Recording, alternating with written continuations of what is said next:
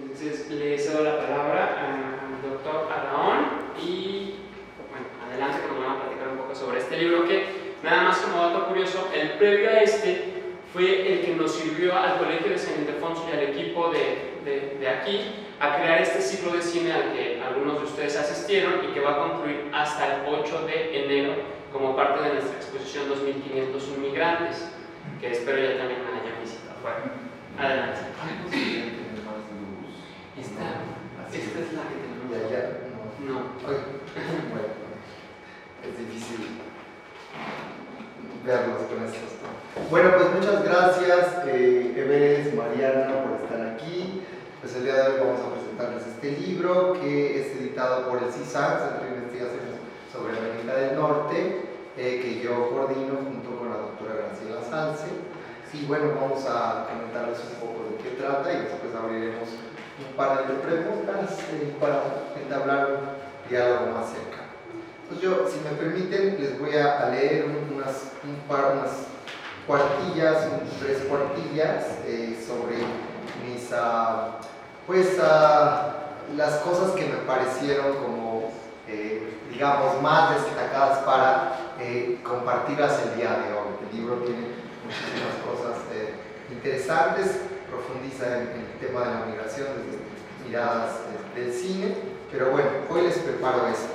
Cruzando la frontera, narrativas de la migración en cine reúne a un grupo de investigadores con diversas formaciones y orígenes, pero todos reflejan en sus textos una preocupación por la exclusión, discriminación e injusticias en torno a problemáticas sociales, siendo en este libro el de la migración el principal protagonista.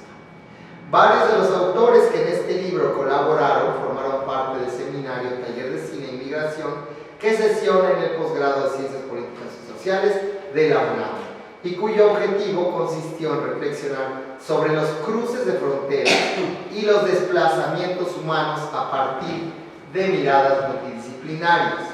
Cruzando la frontera, narrativas de la migración en cine, analiza las diversas representaciones de las zonas fronterizas de los procesos migratorios internacionales y de las y los migrantes, y de cómo estos se interconectan para ser resignificados. Lo anterior desde una postura crítica y política, tanto delante como detrás de la cámara, es decir, como autor y espectador. Todos los autores comparten la idea de lo relevante que es la investigación y el compromiso que se tiene que adquirir con esta, en la creación de narrativas que sensibilicen y motiven a la transformación de sistemas de poder opresores para los sectores que históricamente han sido vulnerabilizados. La humildad, el compromiso, la imaginación, la creatividad, la responsabilidad, el involucramiento, la empatía y la colaboración son elementos que están en los que investigan y en los que proyectan, pues esto tiene que ser transmitido a los lectores y espectadores para poder generar contranarrativas y resistencias que busquen la construcción de mundos mejores. Este cúmulo de reflexiones arranca con el artículo de Lucia Gaha y Min Song Lee, quienes desde una postura en donde comparten su intimidad con los lectores nos hacen pensar y sentir acerca de los impactos de los procesos migratorios en la vida de las mujeres indocumentadas que enfrentan los prejuicios de los sistemas jurídicos estadounidenses y la criminalización de las y los mexicanos. Y, por otro lado, la situación precarizada en diversos ámbitos que viven los jornaleros agrícolas en Canadá. Lucia Gaha guía nuestra reflexión acerca del poder de las imágenes a través de varias preguntas como: ¿qué significado podemos darle a la imagen que retrata a una persona o personas en donde se refleja una historia de vida? ¿Por qué podríamos tener la necesidad de contar estas vidas a través de las imágenes? ¿Por qué querría alguien dejar que se retraten sus momentos de intimidad y fragilidad? ¿Cómo nos acercamos a los y las protagonistas y sus historias? ¿Cómo les decimos que confíen en nosotros y pongan en palabras sus virtudes, sus flaquezas, su dicha y su dolor? Gaha, como lo menciona en su texto, el involucramiento y la historia no termina con el film, por lo que se ha planteado otras preguntas que han dado origen a otro documental titulado Vidas en la orilla. Por su parte, Óscar Vadillo nos invita a reflexionar y poner la mirada en las familias y las comunidades de origen, es decir, en los que se quedan. Con un gran detalle son analizados los rituales de las permanencias y las transformaciones en las reorganizaciones familiares bajo el contexto de la migración. Su investigación lo fundamenta en dos películas, una de ficción, Espiral 2008, de Jorge Pérez Solano, y la otra un documental, Los que se quedan, 2008, de Juan Carlos Rufo y Carlos Hagen. Ever Landa inicia su artículo con una reflexión de cómo los filmes son referentes para comprender la cultura contemporánea y de cómo estos, ya sean de ficción o documental, son fuertes y soportes para la investigación en las humanidades. Esto, entre otras cosas, por su nivel de profundidad y la complejidad en la construcción de la representación de fenómenos o procesos como el de la migración. Landa analiza y presenta de manera creativa, al utilizar términos técnicos cinematográficos, su análisis de los aportes estéticos, sociales y epistémicos de La Bestia 2010 de Pedro Contreras y de La Jaula de Oro 2013 de Diego Quemada Díaz. Su marco está constituido por los siguientes puntos, y lo cito. Exterior, Tren La Bestia, día. Presentamos a los directores de cada obra y las características de los trabajos antes indicados. En la siguiente, titulada Zooming a la investigación. Abordamos las singularidades y coincidencias en el proceso de recolección de datos y durante las entrevistas para ambas películas. En Personaje, núcleo del cine, nos enfocamos en los personajes, las particularidades, diferencias y similitudes. En Dolly Back a Estructuras narrativas, observamos las estrategias narrativas de los directores, sus guionistas y editores para ordenar y presentar el viaje migratorio. En Corte A, Estilo y empatía, enfatizamos la atención en la estética de cada obra, así como la manera en que los directores buscan generar una conexión entre espectadores y personajes. Finalmente, en la sección Fade Out, concluimos el análisis con los puntos de coincidencia y discrepancia más notables de cada aspecto indicado. Paula Suárez, como parte de su estudio postdoctoral y comprensión de los procesos migratorios de los jóvenes migrantes indocumentados como los Dreamers, emplea a sugerencia de sus profesores y compañeros estudiantes el análisis de tres documentales de Davis Guggenheim: The Dream Is Now de 2013, Waiting for Superman 2006, An Inconvenient Truth 2006, ampliando sus horizontes en el entendimiento de temas como el acceso a la ciudadanía, el sistema escolar y el cambio climático, pero también el planteamiento de las siguientes preguntas: ¿cómo cruzar una frontera metodológica? ¿Cómo resistir en contextos de discriminación y pobreza? ¿Cómo sobrevivir a la criminalización que viven los migrantes? Mismas a las cuales va dando respuesta a lo largo de su escrito. Para Víctor Granados, lo que llamó su atención en esta mirada migratoria fueron las aportaciones fílmicas al imaginario hispano y no hispano sobre Nueva York. Él analiza la construcción y significación del espacio desde la estética y desde la política, alejada de los clichés de Nueva York cosmopolita. Para ello se centra en dos películas: The City, 1998, de David Ricker, y Sangre de mi sangre, 2008, de Christopher Salmon. Víctor pone su mirada analítica en espacios públicos, el metro y los edificios, pero también en lugares privados como los sitios de trabajo, la casa o el mismo auto. En estos espacios son donde habitan los migrantes y se enfrentan a la cara oculta, desoladora, excluyente, marginal y esclavizante de la ciudad de Nueva York, que paradójicamente en sobradas ocasiones la hemos visto en otras películas como la máxima capital del imperio, donde la estatua de la libertad es su principal testigo. Estefanía Cruz va a centrar su análisis en la ruptura del diálogo identitario entre migrantes chinos en el cine estadounidense y canadiense, como resultado del traslado y la exposición intercultural vivida por la segunda generación. Para esto se centra en dos películas de inmigrantes chinos a estos países: The Joy Luck Club, 1993, de Wayne Wang, y Double Happiness, 1994, de Mina Shin. Estefanía nos invita a reflexionar sobre el desafío que experimentan los hijos de inmigrantes en el reconocimiento con grupos mayoritarios de sus prácticas culturales sin ser estereotipados. Graciela Martínez Salce nos invita a través de su artículo a reflexionar sobre la importancia de las instituciones culturales en su búsqueda por la concientización política, social, cultural y también estética. Salce, bajo esta mirada, nos acerca a la productora canadiense National Film Board para después proceder al análisis de 3 de sus productos cinematográficos, en donde sus protagonistas han experimentado algunos de los diferentes tipos de movilidad humana: el refugio, la migración laboral bajo acuerdos binacionales y la migración calificada. Así, a través de las líneas escritas por Salce sobre los documentales México Dead or Alive de 1996 de la cineasta Mary Ellen Davis, El contrato de Min Seok Lee y Taxi Libre 2011 de Cabe Nabatian, este último cortometraje de ficción, experimentamos las penurias y lo doloroso de lo que representa el tener que salir de su país de origen, pero también lo que significa llegar a otro donde no se es del todo bienvenido. Y bueno, también está un artículo que yo colaboro en este libro, del cual no voy a hablar porque seguramente ellos lo van a abordar. Entonces, bueno, eso sería por mi parte, ¿verdad?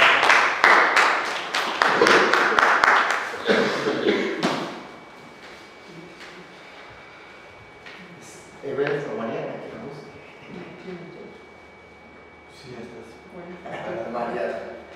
Bueno, yo quería, pensando en convencerles de leer este libro, de comprarlo, bueno, ¿por qué es importante estudiar o analizar cómo el cine aborda la migración, ¿no? Y yo parto aquí de tres puntos que me gustaría compartir con ustedes. Ya como vieron, los artículos que componen el libro son sumamente variados, desde documental hasta cine de ficción, que tienen en común que tratan el fenómeno migratorio hacia Estados Unidos, hacia América del Norte, ¿no? Estados Unidos y Canadá principalmente.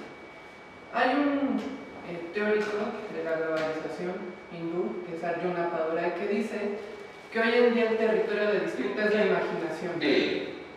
Lo que se está disputando hoy en día desde el poder es la imaginación. ¿Cómo funciona esto? Bueno, la manera en que se construyen los mitos y las aspiraciones es lo que está en juego hoy en día. Y esto él distingue que hay dos fenómenos a partir de los cuales sucede esto.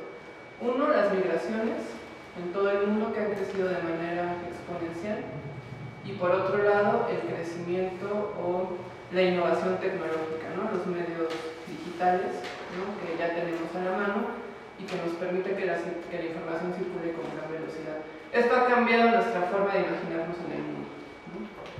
Y esto incide directamente en la manera en que nos imaginamos y en el papel que los imaginarios, en tanto imágenes, tienen, o las consecuencias que tienen en nuestras acciones, ¿no? Entonces, ¿cómo el cine o el discurso cinematográfico, ya sea desde el documental, desde el cine de ficción, nos va a permitir reelaborar, problematizar y reconstruir un discurso sobre lo migrante que escape o que se salga de un discurso que hoy fundamentalmente criminaliza, persigue, culpabiliza y revictimiza a las personas que deciden o tienen que emigrar como última opción, ¿no? Eso sería un primer punto, ¿no? O sea, la importancia de que haya procesos o discursos como lo es el cinematográfico que inciden directamente en la manera en que nosotros construimos imaginarios respecto, en este caso, a la migración, y que hoy en día es muy relevante frente a discursos que, bueno, no tenemos que irnos muy lejos, que están radicalizándose mucho respecto al otro, respecto al distinto, ¿no?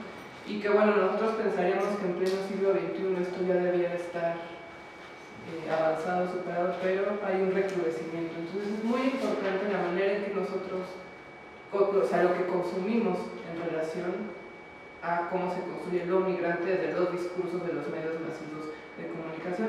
Y me parece que el discurso cinematográfico, que está muy bien concentrado en esta compilación, nos habla cómo puede ser una estrategia también para contrarrestar y sobre todo para otorgar agencia a quienes deciden migrar, es decir, cómo las personas, los individuos y los grupos que deciden migrar lo hacen muchas veces como última opción, pero otras tantas como la única posibilidad de trazar una trayectoria de vida distinta a la que se espera que tengan, ¿no? Eso es como un primer punto, que es la importancia de los imaginarios y cómo se construyen desde este discurso.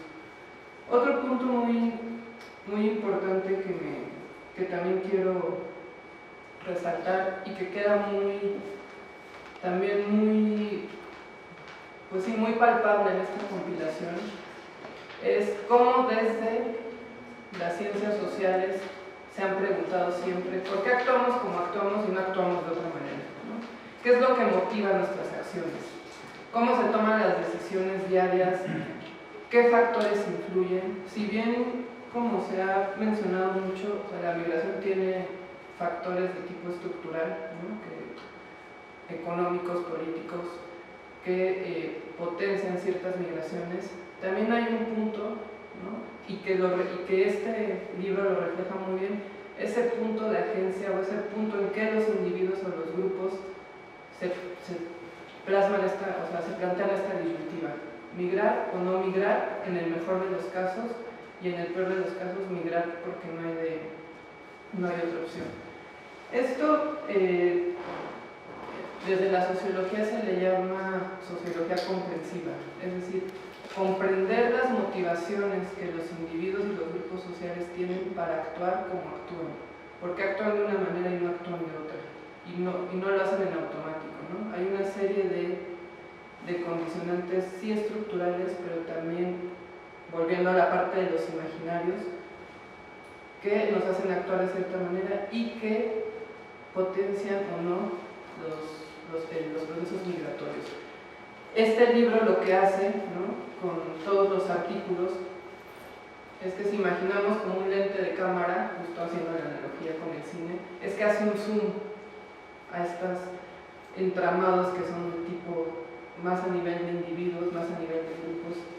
¿Por qué están migrando las personas?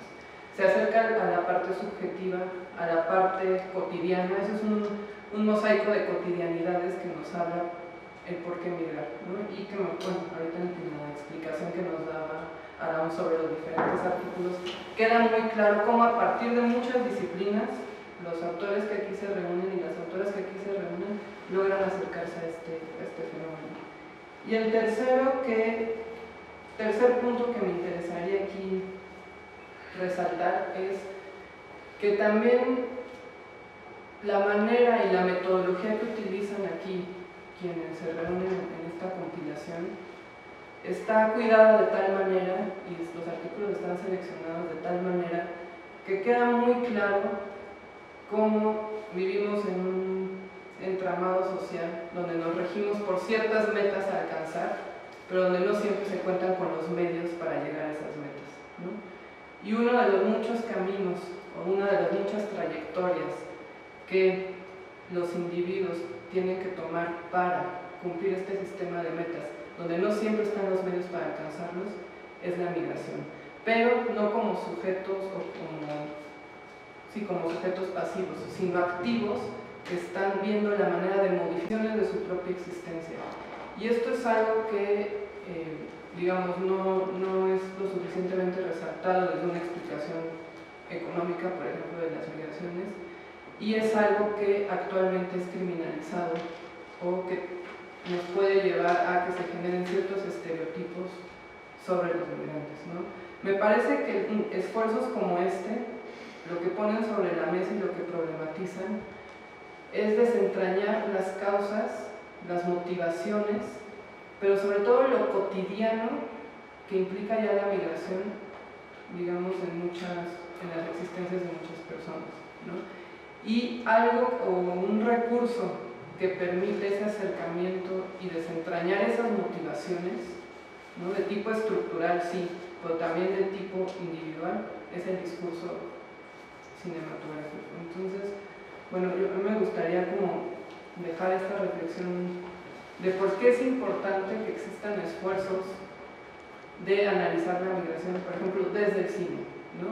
O por ejemplo, las repercusiones que puede tener abordarlo desde lo estético, desde el arte, como la exposición que ahorita está aquí, y las posibilidades que ello ofrece.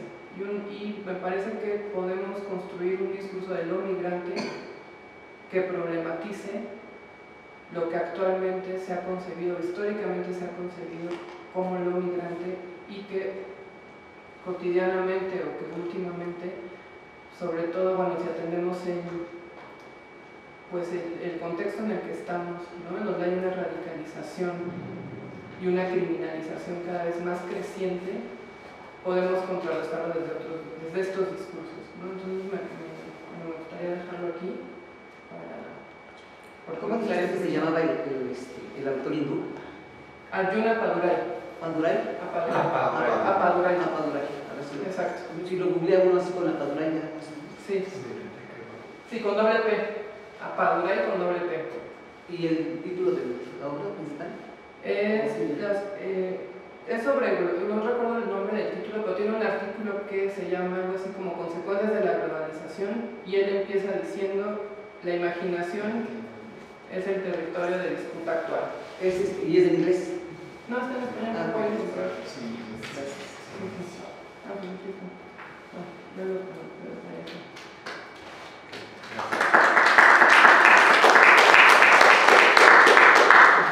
Pues primero le quiero agradecer a mis compañeros, a mis colegas, que me dejen al final, que así ya me restan los nervios, ¿no?, de haber empezado. Y también les quiero agradecer a ustedes que estén aquí, porque creo que esto, el cine y el libro al final persiguen más o menos los mismos objetivos. Que el primero de ellos es mostrar una visión sobre las cosas.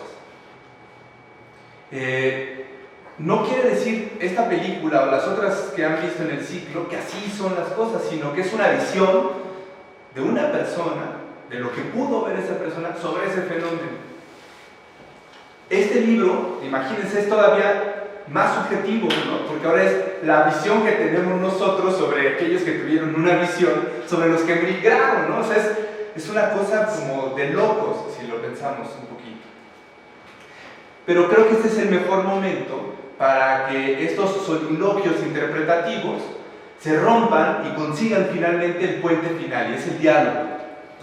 Creo que eso es lo que busca una película, que los espectadores dialoguen entre sí, y qué mejor sería que pudieran, a veces se puede con Twitter, que pudiéramos dialogar con las y los directores, increparlos quizás, o preguntarles sobre por qué hicieron tal o cual cosa, por qué decidieron tal o cual cosa durante el rodaje o durante la postproducción. Bien, este momento que estamos presenciando ahora precisamente es la exposición en donde nosotros los invitamos a acercarse a esta lectura, y a que ustedes también nos pregunten y nos increpen por qué hicimos o no hicimos tales o cuales cosas. Cabe señalar, para poner en contexto, que quienes estamos aquí participamos en el libro, estamos unidos por la UNAM en buena medida, ya sea porque trabajamos allí, porque estamos haciendo estudios, o las dos cosas al mismo tiempo. Y entonces también creo que vale la pena irse preguntando por qué la UNAM tiene o publica un libro sobre narrativas de la migración en el cine. ¿Por qué le estamos? Porque al final, si somos un poquito acuciosos, sabremos que todos ustedes que no estuvieron en este libro escribiendo, contribuyeron al menos con sus impuestos para que la UNAM exista, nuestros sueldos existan, nuestras becas existan, y nosotros podamos tener tiempo para ponernos a reflexionar sobre estas cosas. Es decir, es una investigación que de manera indirecta se debe a ustedes, y creo que tienen todo el derecho de preguntarnos por qué estamos haciendo esto. Entonces nos anticipamos, es una estrategia.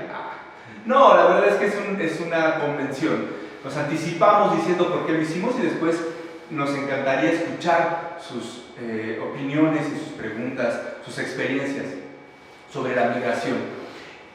Narrar, ¿por qué es importante reflexionar sobre la narración en el cine?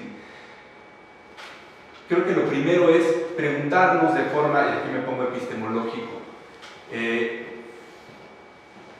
de forma profunda, ¿por qué narramos? Ustedes se lo habían preguntado. ¿Ustedes se consideran buenos narradores o narradoras? Pues quién sabe si buenos o no, pero a veces sí narramos. A ver, sean chismes, ¿no? ¡Exacto! Sí. Cuando estamos contando chistes, cuando nos preguntan el chisme de lo que le pasó ayer a los vecinos que se nos llevó la patrulla, todas son narraciones al final. Es decir, si analizamos nuestra vida cotidiana está construida a partir de narraciones. Nuestras relaciones con los otros también. ¿Y qué pasa con la construcción de la historia con H mayúscula, y lo pongo entre comillas, aquella que damos por verdad, por verdadera y certera? No está también hecha solamente de algo que dijo alguien sobre lo que pasó con 5 niños que se aventaron en el castillo de Chapultepec. Son historias, al final son narraciones. Y entonces nos damos cuenta que la narración es una construcción colectiva de la memoria, tanto individual como grupal. Y entonces es por eso preguntarnos qué se está diciendo de los migrantes, cómo los estamos narrando a través del cine, porque eso en buena medida va a construir esto que también aquí en la academia le llamamos las representaciones. Es decir, poner una cosa en lugar de la otra. Como no podemos traer aquí a los migrantes y oírnos todos a ver cómo están viviendo y demás, lo que hacemos es una película o un documental sobre ello. Y entonces lo que nosotros hicimos en este ejercicio de reflexión es preguntarle a esos trabajos cinematográficos, fueran documentales o ficciones, cómo están representando a los migrantes. ¿Qué están diciendo esas personas, directores de cine, sobre los migrantes, su forma de vida, sus dolores, sus sueños, etcétera? ¿Sí los están representando de una forma responsable? Y eso, para eso tendríamos que investigar cómo hicieron ellos su proceso de recopilación de información, etcétera.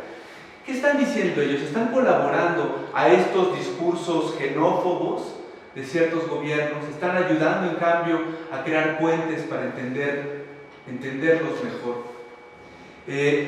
Creo que desde allí es importante empezar a reflexionar que la narrativa no es una cosa que pasa ahí en la pantalla y nosotros estamos acá. Es una cosa de todos los días.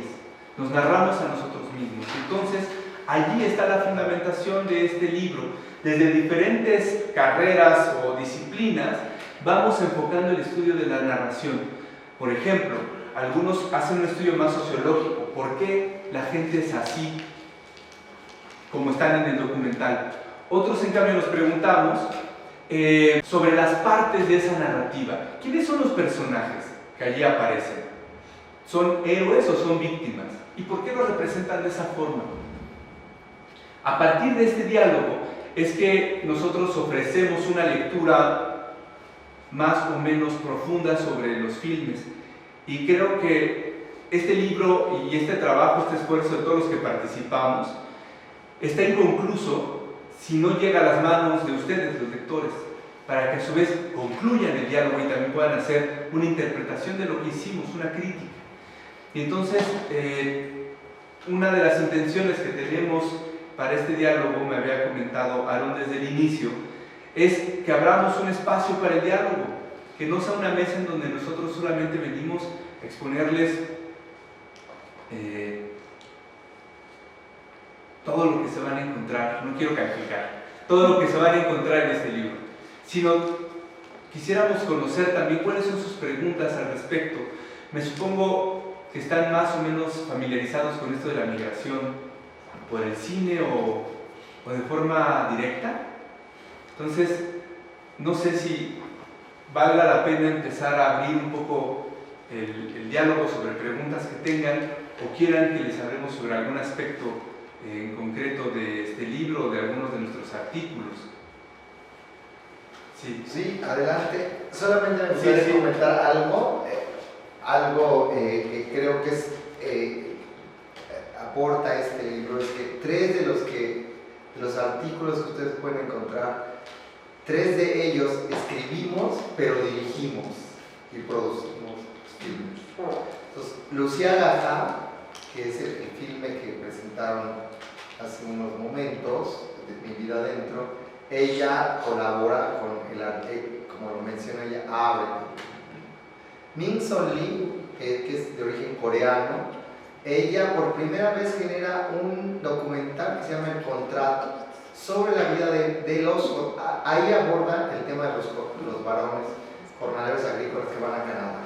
Entonces, a partir de ese documental se crea toda una serie de... pues visibiliza toda esta problemática de los jornaleros viviendo en Canadá. Porque justamente las estructuras de poder, la imaginación, el Estado, etcétera, habían contribuido a un estereotipo de lo que es Canadá y es el trato a los y las jornaleras. Entonces ella evidencia una serie de estructuras de corrupción, de violación a derechos y demás. Y también yo hago un documental que se llama Matices, Migración Temporal en Canadá, y también escribo uno de los artículos. Entonces es interesante pues comentarles este doble ejercicio, ¿no? Por un lado hicimos el documental, pero también escribimos sobre ese documental, ¿no? Y también hay cosas que no pudimos poner en el documental, ¿no? Por la narrativa, y quizá aprovechamos para expresarlo o de otra manera, de una manera creativa diferente en la cuestión escrita. Por cierto, Min Suk Lee hace este documental con financiamiento de la Film Board de Canadá, o sea que es algo así como el cine canadiense, ¿no? Más o menos, y critica al gobierno canadiense sobre prerrogativas que está dando, facilidades que está dando para que algunos particulares abusen de ciertos migrantes mexicanos en sus condiciones laborales. Entonces, estos ejercicios también interesantes, ¿no? También hay que ir notando ese ejercicio crítico, pues. Exacto. Pero bien, por favor. Sí. Era muy breve a partir de lo que ustedes tres expresaron, y coincidimos que la imaginación es el nuevo campo de batalla. Vamos a enfrentar dos narrativas que van a intentar cautivar esa imaginación y hacer que la gente actúe en consecuencia.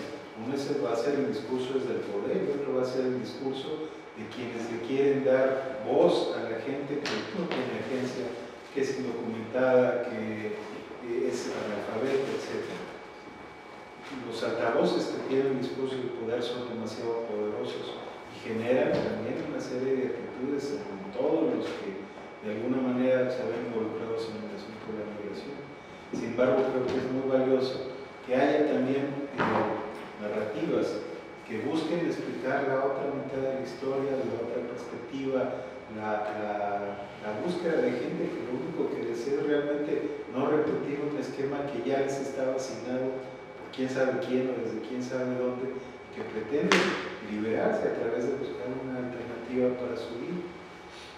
Entiendo que es muy dispar el poder y el foro que tiene alguien que habla desde los medios de comunicación o que habla desde el poder y alguien que pretende ofrecer una alternativa, pero creo que es muy valioso que haya gente que todavía se interese en estas historias de vida que finalmente son las que son más cercanas a nosotros, no lo que nos digan. Ojalá hubiera la difusión, que hubiera la capacidad de convocatoria, que hubiera la disponibilidad de medios para realmente ofrecer estas visiones distintas. Pero así todo, que es una lucha desigual, creo que es muy relevante, cosas que se van a recoger en el libro seguramente, que quienes se interesan en el tema puedan acceder a lo que ustedes vieron, a lo que ustedes han creado, para ampliar el criterio y encontrar nuevas maneras de que la imaginación no esté condicionada a quien grita más fuerte, sino a quien tiene más la razón. Gracias. Sí. Bueno, se dice que quien hace como algo académicamente, sobre todo en documentales, está usando como algún método de investigación, en este caso de las ciencias sociales, o a lo mejor varios métodos, y sobre todo si la idea era luego hacer el libro, no sé qué me pudieran decir, se pueden mezclar ahí varios métodos o más, o qué pasa en ese caso, y si fuera así, pues, cuáles serían las teorías en las que se basarían esos métodos. Gracias. Bueno, como maestro de guión, que es mi otra faceta, también a veces me toca asesorar guiones de documental. Tengo que decir que el documental es uno de los trabajos menos sólidos que hay sobre su proceso de producción. La investigación puede ser breve o larga, eso va dependiendo tanto del sujeto investigado como del investigador, en este caso el documentalista. Claro que se toman algunos métodos. Yo recomendaría, por ejemplo, para profundizar sobre ello, un libro de Carlos Mendoza, editado también por la UNAM, ahí del CUEC, bueno, ahora CUEC, ahora ENAC, que se llama El guión documental, y en él precisamente expone la variedad de documentales que hay y por tanto de formas de investigación o de acercamiento, aproximación que hay al documental.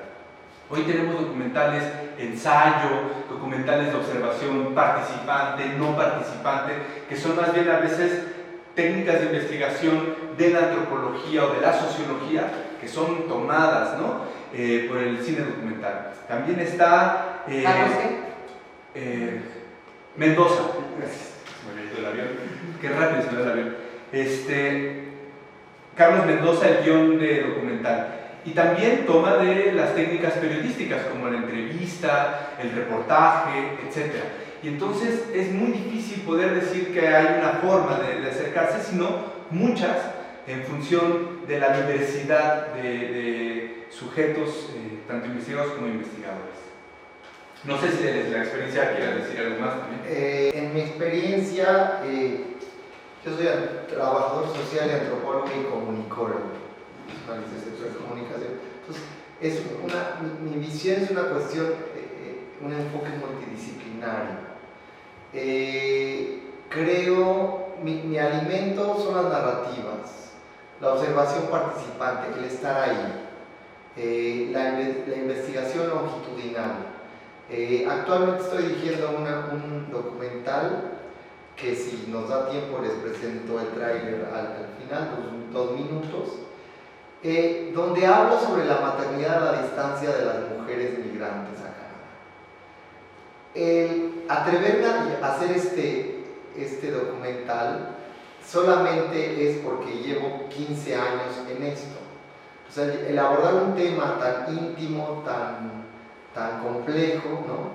Ha sido gracias a una cuestión colaborativa y dialógica con las mujeres, en este caso migrantes, ¿no? Entonces, hablo de un trabajo etnográfico, un trabajo de participación, un trabajo de años, un trabajo horizontal, un trabajo de diálogo, un trabajo de escucha activa, un trabajo de narrativas, ¿no?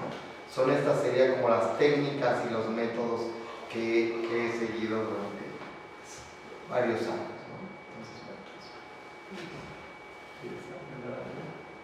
Pues bueno, desde la sociología sería como más el análisis hermenéutico, es decir, la interpretación.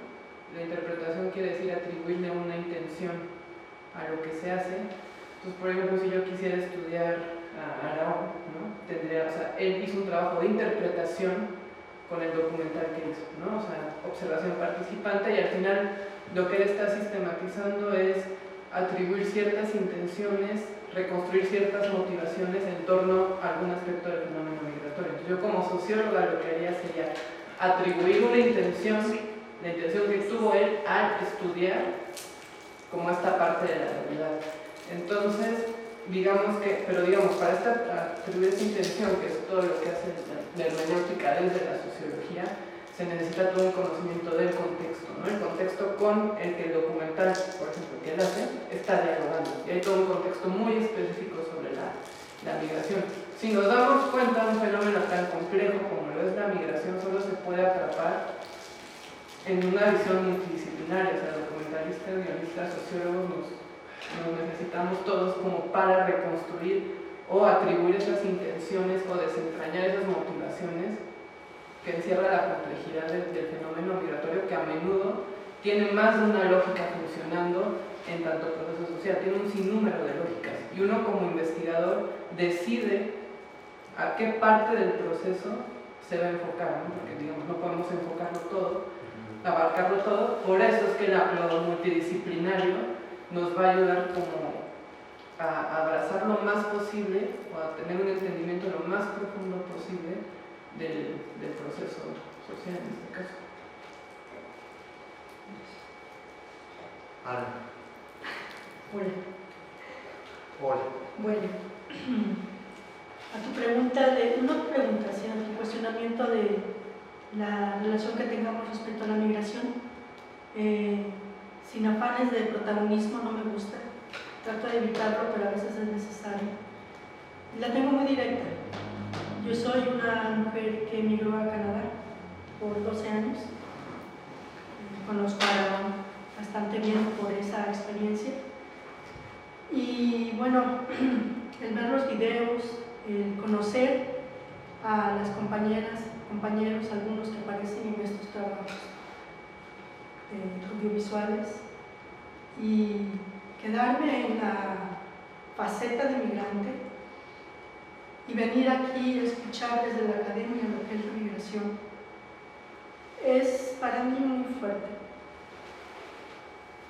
fuerte porque solamente uno sabe realmente lo que es la migración, y no lo hago nuevamente por protagonismo, pero yo celebro, aplaudo este tipo de trabajos porque salimos del anonimato. Esta tarea, este trabajo que está haciendo Aragón de la maternidad, créanme que tan solo con nombrar me duele. Yo creo que va a ser un trabajo excelente en el futuro, porque vamos a salir a la luz.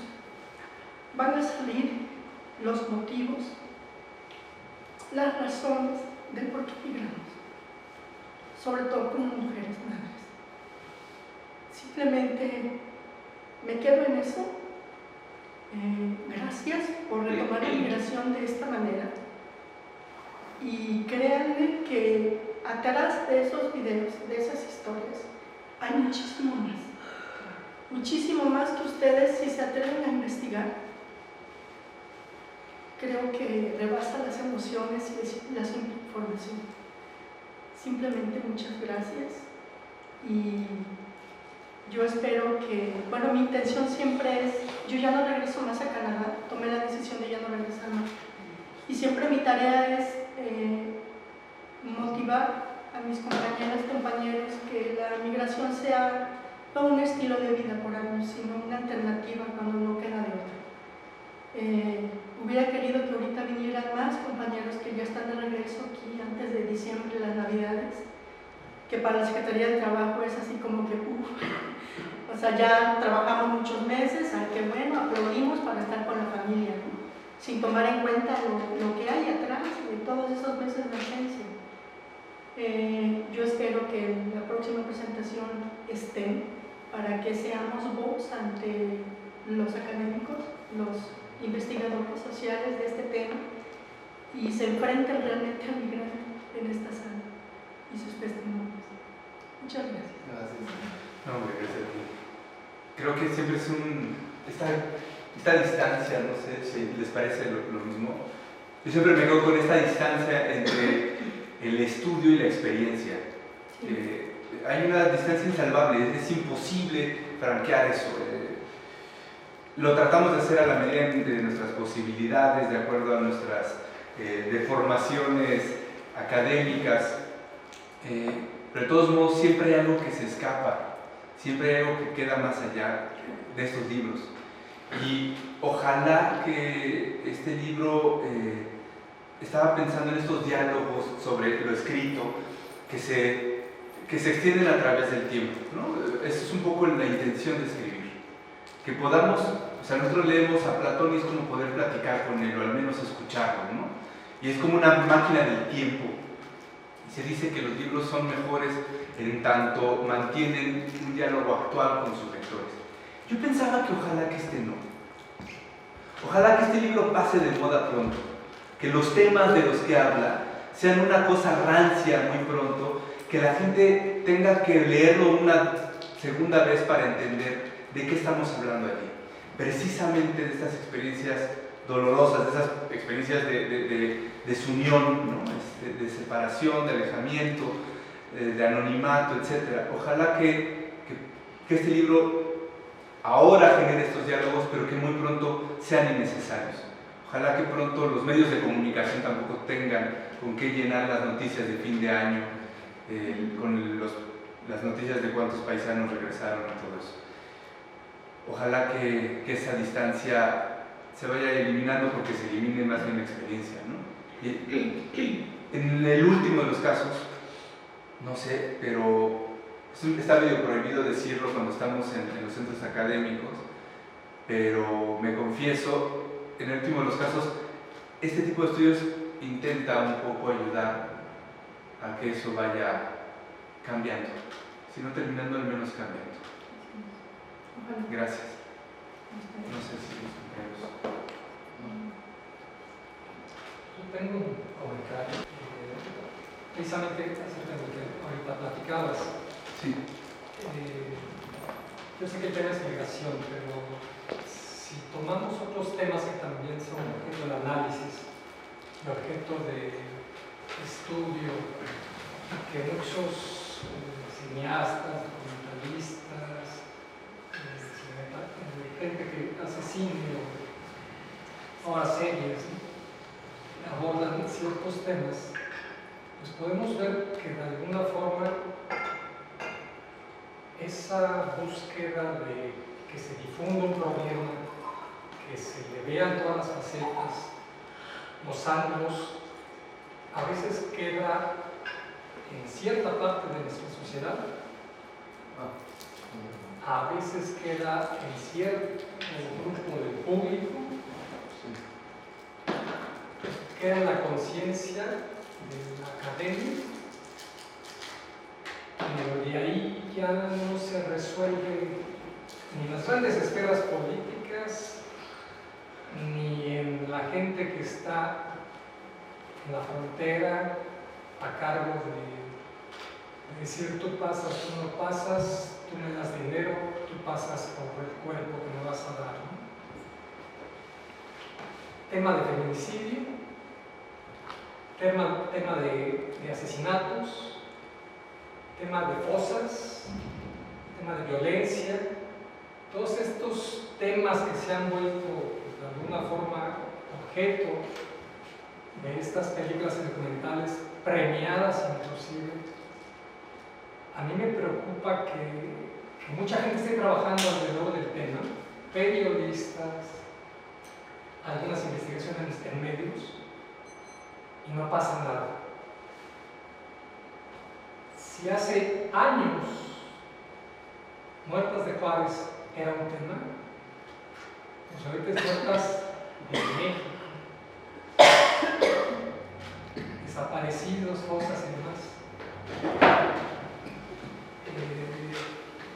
Entiendo perfectamente que hacer un libro, y sobre todo si se está proyectando un estudio y un tema en específico, pues es muy valioso, pero no, hay algo que está desconectado.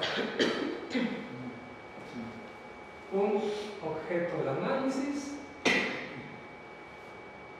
que no pasa nada. Se queda en la biblioteca, se queda en el documental, festivales de migración, CENEDOC, y no pasa nada. Con sexenios, sin sexenios, con mañaneras o sin mañaneras, no pasa nada. Ese es mi punto de vista. Comparto contigo y me enoja, y desde la academia, y soy crítico en este sentido, porque creo que desde la academia hace falta, creo que podemos hacer mucho más. Creo que por muchos años, no hablo de todos, pero hay una tendencia de la academia a estar en un statu quo muy cómodo. Creo que debemos buscar otras estrategias, ¿no? Pues de presión hacia el gobierno. He tenido la oportunidad de estar en Canadá trabajando en la investigaciones en los últimos 15 años. Voy y vengo, soy migrante, he sido migrante. Y allá sí el papel de los académicos es más activista también. Sí hay presiones, sí publican en periódicos, sí salen en primera plana. También los periódicos dan esos espacios, pero creo que es un trabajo ahí conjunto y de presión, ¿no? Sí hay movilidades, ¿no? No digo que aquí no existan, porque también sería una mentira, pero creo que sí la academia tendría que salir de este confort, de esta burbuja, ¿no? Y empezar, urge, en muchas situaciones, no solo de la migración, urge buscar otras estrategias. Aplaudí mucho la iniciativa de la doctora Salce de traer esta exposición de 501 migrantes, que la pueden apreciar, porque es otra manera de llegar a la gente, de llegar a otros espacios, ¿no? No es el libro, no es el artículo indexado, no es la tesis, ¿no? Son esculturas, ¿no? Que tienen voz, que tienen vida, que te mueven, que sientes, que va a la sensación, ¿no? No solo a la cuestión de la razón y cómo tiene que ser el discurso, sino va a otras partes del ser humano. Finalmente somos razón, pero somos emociones, somos sentimientos, ¿no?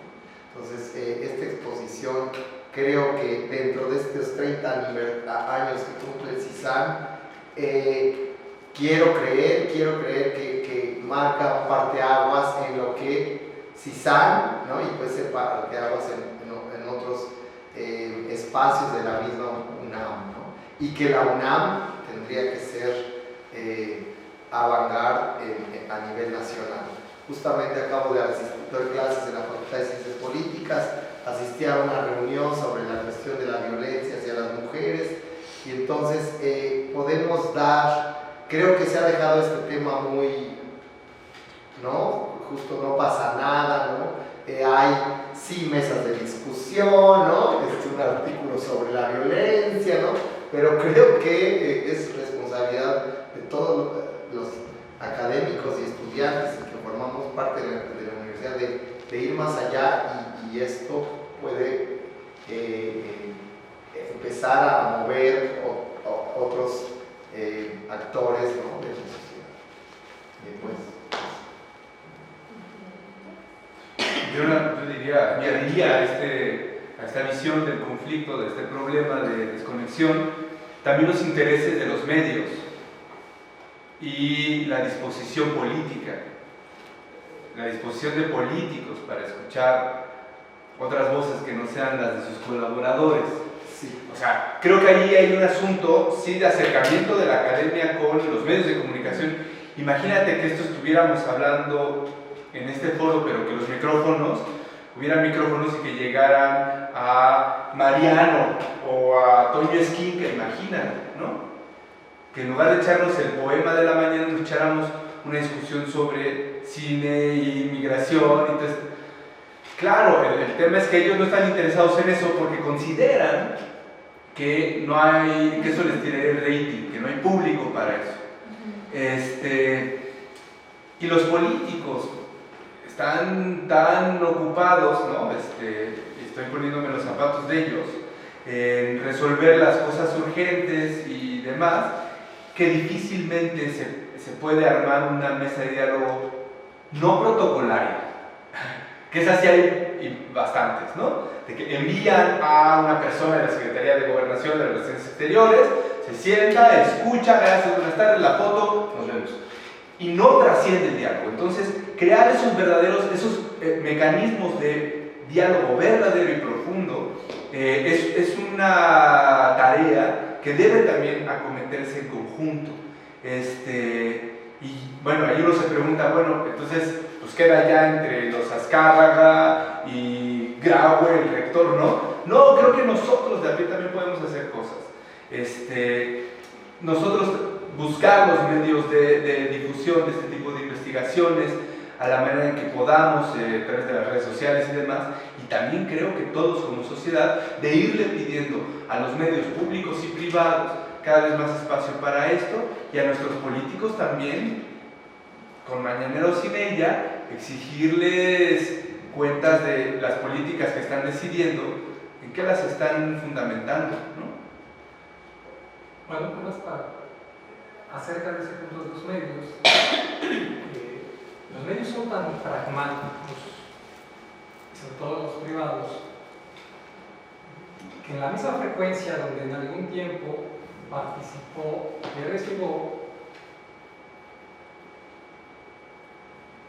Sergio Sarmiento, Carlos Loret, ahora está Carmen Aristegui.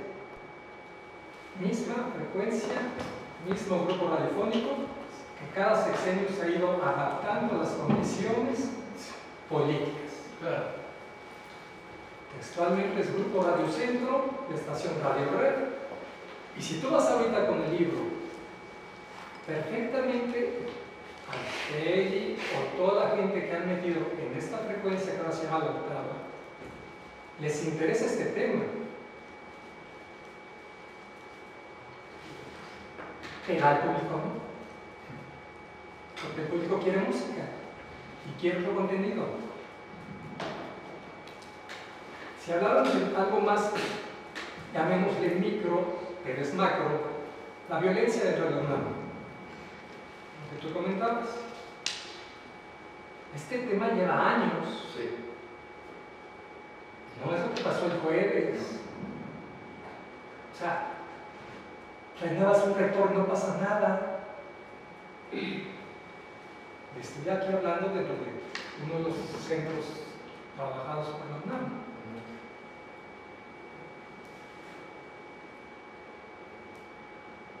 Permíteme, pero ahí se podría resolver algo dentro de los campus, ¿no?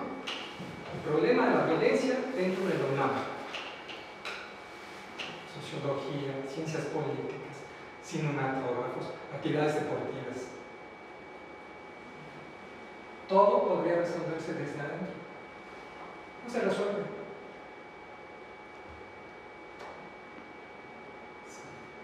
Hay impunidad, falta voluntad, Exactamente. falta unión de también nosotros, o sea, ¿no? Falta presión, falta autonomía, falta Cada facultad por su hablarlo. intereses Sí, de claro. los SHs. Entonces, un problema como la migración, que es un fenómeno global, pues obviamente no es para resolverlo, ¿verdad? Es para entenderlo. ¿Sí? Y desde el punto de vista de trabajos cinematográficos o documentales, pues nos ayudan a entender lo que pasa en Canadá, lo que pasa en Zimbabue, no sé. Los felicito por su trabajo. Pero como académicos sí, híjole, tendría que haber un acercamiento a otra forma de decir, aquí está mi trabajo, Sí. pero que sirva para algo. Sí. Sí los hay puentes. Lo descubrí yo, por ejemplo, con el documental anterior, de ir a las granjas en Canadá, de abrir diálogos, ¿no? Llego con mi documental, se presenta, se dialoga y se abren cosas, ¿no? Sí, Y fue justo una opción que tomé, y hay otras opciones, ¿no? Porque decía, bueno, la tesis, eso es nomás... Perdón, bueno, hemos hecho pero no, o sea, 300 cuartillas vas a llegar a ¿para qué? ¿Con qué? Entonces justamente el documental sí es una herramienta, y no solo en los docs o los festivales, ¿no? Sino justamente de otros espacios, ¿no? De base en las granjas lo presentas, en el sindicato, por ejemplo, ¿no? En Canadá, no sé. Hay, pero falta muchísimo. Pero el documental puede ser es una herramienta increíble, ¿no? Digo, en su momento lo fue para Hitler, que ahí lo tomó de otra manera, ¿no? Toda la cuestión de propaganda, pero imagínate si lo aplicáramos justo en el opuesto de lo que se podría generar, ¿no? Yo les felicito por el libro. Gracias. ¿Alguien más? Si alguien no hay preguntas, si tienen 2 minutos y quieren ver. Sí. Bueno, yo nada más quisiera preguntar, como desde la disciplina en la que cada uno se desarrolla, ¿cuál podría considerar cada quien que es la función principal que cumple el cine en el espectador? Porque dependiendo de cada diferentes corrientes o teóricos podría cumplir con una función de legitimación a lo mejor de ciertos discursos o de ciertas acciones o de socialización, no sé, de su perspectiva profesional, ¿cuál considerarían que es la principal función que cumple el cine en el espectador? Y en el caso del migrante que se ve quizás no reflejado, pero sí que ve que alguien intenta realizar un retrato de lo que es su experiencia migratoria. Entonces, para estos dos sujetos, ¿cuál sería la función que cumple el cine?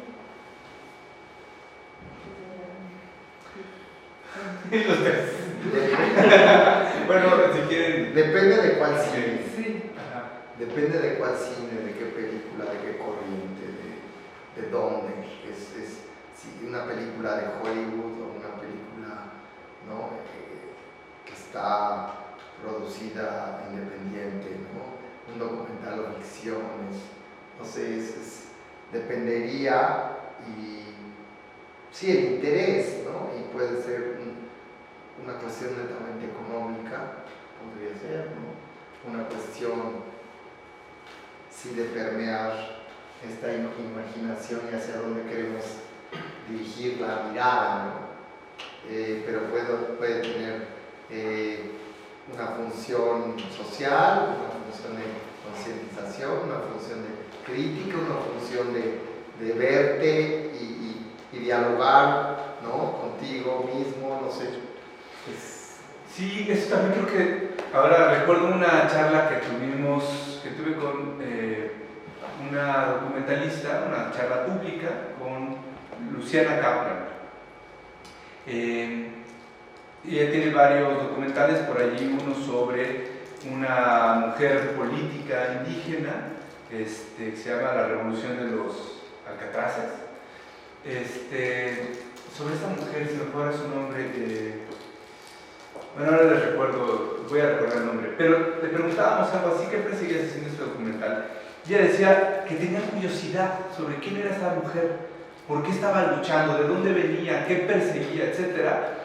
Y el documental fue una manera de darse respuesta a ella misma, o sea, es una razón totalmente hedónica, pero al mismo tiempo compartir con otros que tal vez tengan las mismas inquietudes, permitirles descubrir esto desde una forma muy determinada.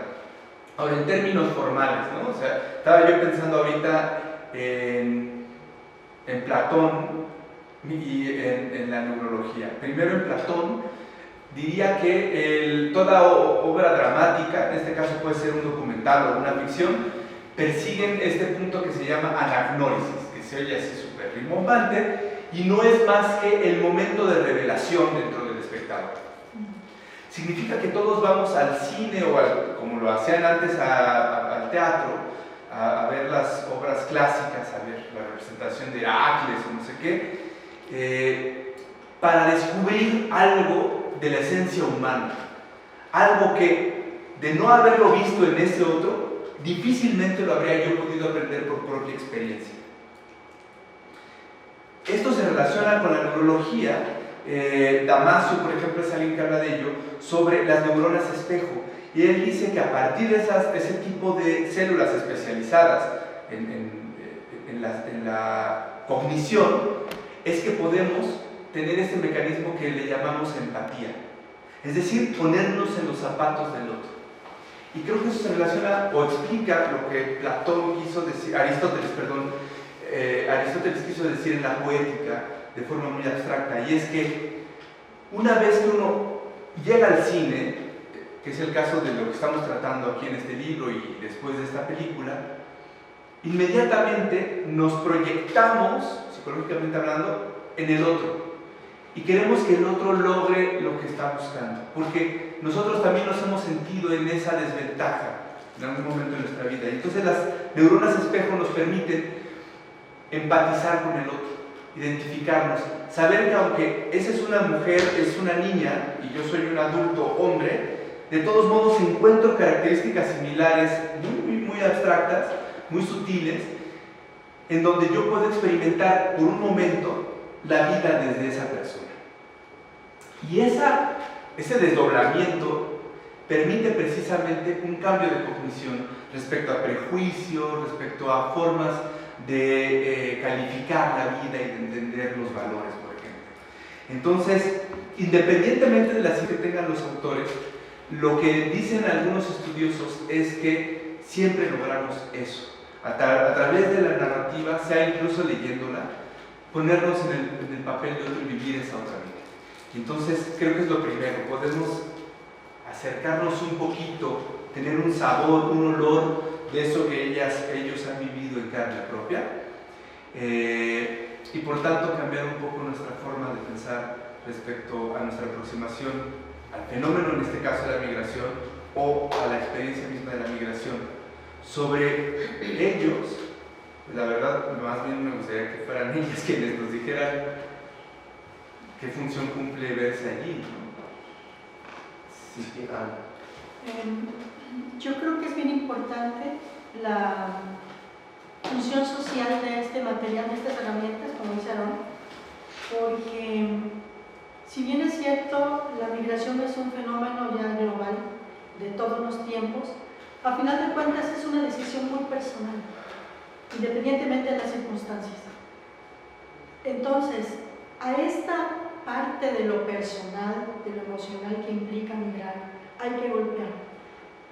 Yo, del video de Matices, la compañera que participa, a mí me dio mucho gusto saber que a ella en esta temporada, 2019, no fue a Canadá, porque ella tiene antecedentes de haber ido a Estados Unidos y la Secretaría está poniendo muchos candados para ese tipo de personas.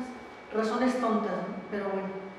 Entonces ella dijo, bueno, pues si ya llegó el momento de no ir más a Canadá, lo acepto, pero yo le percibí en ella esta como facilidad para esa decisión a partir precisamente de esto que tú comentas, de que algo pasa al compartir, al preguntar, oye, ¿por qué vas? ¿Cómo te sientes? ¿Cómo te ha ido? ¿Estás consciente de la falta de derechos que se te han violentado? Cuando hay un cuestionamiento como migrantes de toda esa situación, algo sucede en nuestro interior, que empezamos con una autorreflexión muy interna, muy lenta, que nos lleva a una decisión al final. Año con año parece ser un proceso muy autómata, hago mis trámites a la Secretaría, le dan fecha de regreso a Canadá, temporada 6-8 meses, depende, ¿no?, la labor que se vaya a hacer. Y así, o sea, y pueden pasar años y años y años, pero mientras no suceda algo como este tipo de materiales que nos hagan un cuestionamiento a esa acción que hacemos año con año sin mayor cuestionamiento, si esta herramienta a mí como migrante me ayudó a aclarar más esta decisión que tomé hace 12 años y me empieza a poner en el camino situaciones que yo debo de retomar, pensar, la familia, los hijos, el verdadero amor a la familia, el sentido de la ausencia, de la distancia, todo eso llega un momento en que se junta y como migrantes creen que algo sucede con este tipo de materiales que cuando nos entrevistan, en mi caso en Canadá, algo pasó en mí que me hizo decir, sí es cierto, o sea, no solamente estoy aquí por dinero, y no solamente estoy aquí porque supuestamente México no me ofrece ninguna alternativa para sobrevivir, hay razones más profundas que me hacen estar aquí. Entonces, cuando empezamos a cuestionarnos, es por eso que yo aplaudo este tipo de trabajos y con el cuestionamiento que decía la persona anterior, no estamos en la nada, algo sucede en nosotros los migrantes cuando nos enfrentamos a este tipo de cosas. Entonces yo creo que hay que continuar, porque este tipo de información tiene que pegar a lo individual, al cuestionamiento del migrante, al conocerlo más a fondo, conocer sus razones, para que un día diga, aunque haya la necesidad todavía de dinero y de trabajar, diga no más ausentarme, no más ver crecer a los hijos de lejos, no más creer que lo hacemos por dinero, cuando el dinero todo el tiempo hace falta. Y bueno, la función social de este tipo de trabajo yo creo que sí tiene un impacto en nosotros, por eso hay que continuar. Hay que continuar y de verdad, si se puede, que se vayan a enfrentar a las granjas, a platicar con el migrante, con la migrante, sería un impacto social tremendo por parte de ustedes que son los investigadores. Gracias. Gracias. Leti, ¿quieres decir algo? Pues yo estoy sin palabras. Yo tengo mi salida próximamente y así como dice Ana, pues sí dejo mi bebé y dejo a mi otro hijo. Sí me voy a dejarlos. Soy madre soltera y entonces no tengo más opciones. Tengo mi mamá y mi papá, gracias a Dios, ellos los atienden y pues sí, o sea, es como dice Ana, tomar la decisión de quedarnos porque realmente pues aquí en México sí tenemos muchas cosas, sí podemos sobrevivir a muchas cosas, entonces, bueno, pues sí, estoy sin palabras. Espero que este documental llegue a manos de las personas que están a cargo de mandarnos, que nos hacen papelería, que nos hacen venir hasta acá a hacer un estudio. Yo creo que teniendo ya la temporada de 12 años yendo y viniendo, nos conocen de pies a cabeza y saben el trabajo que hacemos. Entonces yo pienso que al momento de decir aumenta esto, aumenta la tarifa de tu visa de trabajo, aumenta la tarifa de tu examen, ¿cómo es posible? Somos migrantes que vamos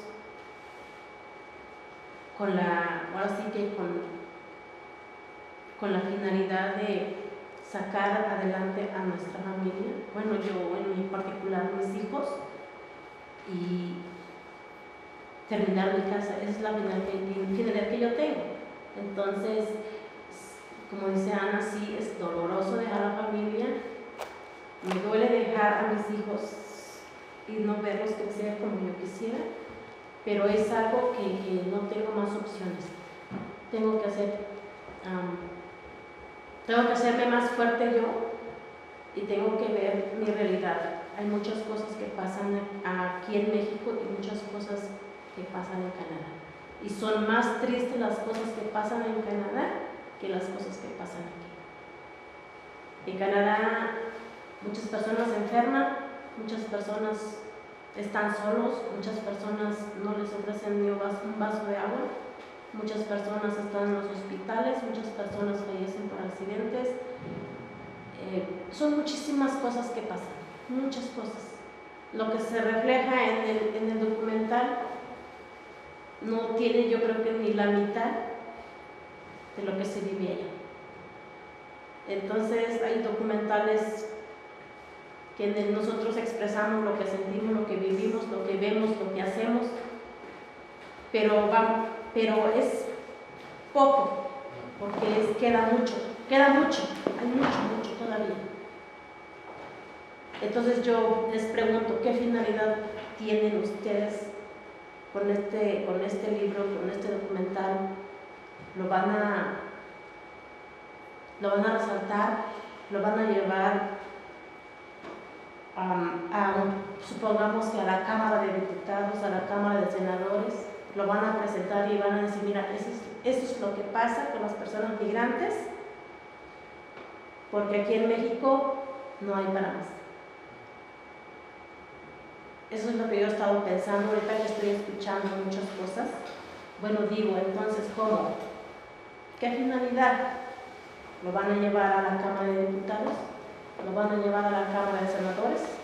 ¿Lo va a ver el presidente Andrés Manuel? A mí me encantaría que este documental, ustedes como investigadores que están haciendo mucho, me encantaría que lo llevaran a lo grande. Eso sería muy importante. Y que nosotros como migrantes, Aarón, tú me conoces, yo te conozco, Ana, que estemos, no sé, somos muchos que vamos, como hoy que fui a Med, estábamos muchos migrantes. No me acordaba de tu presentación del libro, y había muchos compañeros allá. Entonces, pues sí me hubiera gustado mucho que estuvieran esos compañeros aquí viendo esto y que nosotros mismos, por la ayuda de ustedes, la ayuda que nos están dando a nosotros también, llevarlo más. O sea, que no se quede nada más aquí, que salga, que salga a la luz, que vean que todos los políticos aquí, que están aquí sentados viendo, haciendo y deshaciendo, que vean las personas que trabajamos fuera de México, lo que hacemos, lo que sufrimos y lo que somos capaces de hacer nosotros como mexicanos aquí y allá también, porque creo que nosotros como mexicanos hacemos mucho más que las personas extranjeras. Personas extranjeras dicen, pues también mexicano, porque el mexicano trabaja así, así, así y todo lo hace rápido. Entonces, eso es lo que México tiene, que nosotros, como mexicanos, trabajamos mucho, damos más de lo que debemos dar. Y entonces aquí yo quisiera, me encantaría estar así como en un lugar como este, que estuvieran todos viendo las necesidades que tenemos nosotros, los migrantes, y el por qué salimos a trabajar fuera de nuestro país, que nuestro país tiene muchas cosas, como hace rato lo estábamos diciendo, Aarón, nuestro país tiene muchas cosas y somos muy ricos porque tenemos muchas cosas aquí y sobrevivimos. Yo creo que no es necesario salir a trabajar fuera de México porque aquí tenemos todo. Así, aquí tenemos todo. Y yo siento que, bueno, yo también dije, ya no quiero más Canadá, ya no quiero más Canadá. Pero tengo otras necesidades y aquí en México a lo mejor sí lo solvento, pero tengo que trabajar unos 10 años para yo poder terminar lo que quiero hacer. Entonces, bueno, mi opción y mi facilidad es, bueno, pues si tengo un contrato de 8 meses, me voy. Dejo a mis hijos en buenas manos en casa de mis papás, yo me voy a trabajar. Yo los ayudo a ellos y me ayudo a mí también. Y salgo donde no estoy estancada, salgo rápido.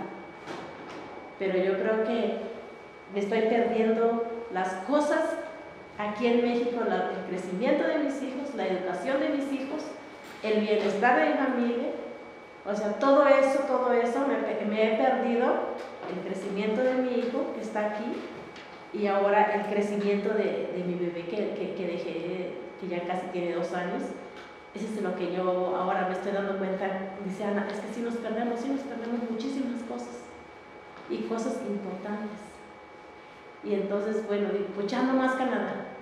El año pasado, en 2018 no viajé. Y pues sí, me la pasé muy bien, estuve muy a gusto en mi casa con mis hijos. Pero pasa que se me acaban mis ahorros, pasa que tengo otros gastos, pasa que tengo escuela, pasa que tengo gastos. Entonces, bueno, no tengo más opciones. Empiezo a trabajar. Tengo otra vez la oportunidad de volver a salir. Bueno, lo pienso. Bueno, firmo mi contrato y vuelvo a regresar este año que salió, el 2019. Pero se termina el trabajo en julio y yo pido mi salida. ¿Por qué? Porque yo prefiero estar Si ya estuve 6 meses allá, bueno, pues me quedo otros 6 meses en México con mis hijos y así voy, y así voy. Entonces, hace rato que platicábamos, bueno, sí voy. Pero si yo veo que el trabajo se termina en julio, pues yo pido mi salida y yo me regreso. ¿Por qué? Porque también tengo que, ahora sí que invertir tiempo en mis hijos, porque también ellos son importantes para mí. Así como es importante el trabajo, dedicarles 6 meses, también ellos son importantes para mí dedicarles 6 meses. Pero sí es muy difícil, es muy triste, es algo que no tengo más palabras. El documental me gusta, me encanta, pero le falta mucho. Me falta mucho, porque hay muchísimas cosas. El año pasado, este año que pasó, antes de venirme, se quemó una farma, falleció una muchacha por un accidente. Son cosas que son muy tristes, muchos compañeros se quedaron sin trabajo. En fin, entonces el granjero dice, bueno, pues se acabó el trabajo, pues ya vete. Así. ¿Y qué hacemos? Pues hay que agarrar nuestras chivitas y vamos. Pero sí son cosas, ahí está Ana, no voy a dejar mentir, cosas muy tristes que pasan aquí. Pero si hay un contrato, ¿por qué te dicen que se acabó el trabajo si dura 8 meses o 6 meses? ¿No le importa, no lo cumple entonces el contrato? No. Si ya no hay condiciones de trabajo. No, si yo tengo mi contrato firmado en una granja por 8 meses, pero el patrón se le termina su trabajo en julio, yo no tengo ninguna otra opción, no tengo más que hacer en otros lugares que no me corresponden y que no es mi lugar de trabajo. O sea, yo una vez viendo que ahí se le acabó el trabajo y ya no hay más, bueno, yo no